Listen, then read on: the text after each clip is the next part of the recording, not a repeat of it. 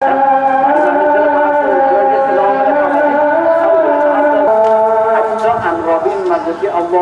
Ekber.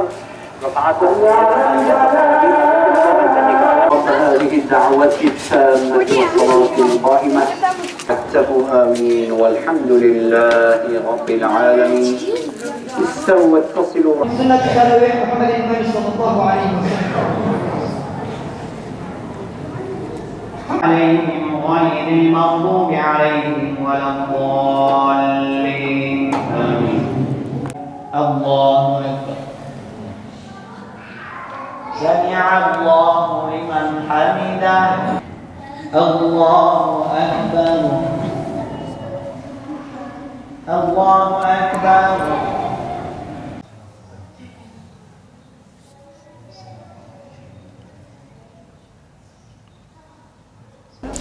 Ramazan ayı bütün İslam alemlerinin, Müslümanların birleştiği, bütünleştiği, hepsinin bir araya geldiği, ibadetlerin, duaların, Kur'an-ı Kerimlerin çok okunduğu, insanların çok dua ettiği, birleşip bütünleştiği, ondan sonra bir rahmet ayıdır.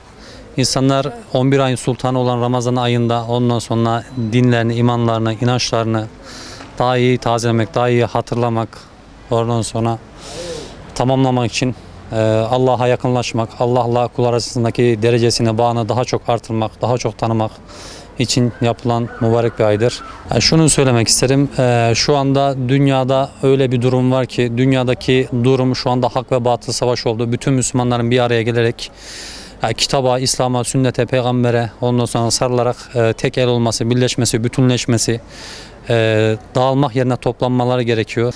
Müslümanların bir tek çatı altında birleşip, bütünleşip, kenetleşip daha iyi, daha sağlam bir şekilde hareket etmeleri gerekiyor. Zalimin zulümler hiçbir zaman bitmez. Ona karşılık biz de daha çok kitaba, sünnete bağlanarak, bölünmeyerek tek bir el, tek bir bilek, güç, kuvvet olarak bir arada toplanmamız lazım. Ramazan ayı geldi. Tabii ki de 11 ayın sultanı. Bu mübarek günde Allah yardımcımız olsun. Büyük bir hevesle sabah namazını bekliyoruz. Yarından itibaren oruç tutacağız. İbadetlerimizi yerine getireceğiz. Allah bu mübarek günde yanımızda olsun. Allah'a elimizi açıp dua edeceğiz. Sabırsızlıkla iftarı bekleyeceğiz. Teravihlerimizi kılacağız. Bol bol Kur'an okuyup dua edeceğiz.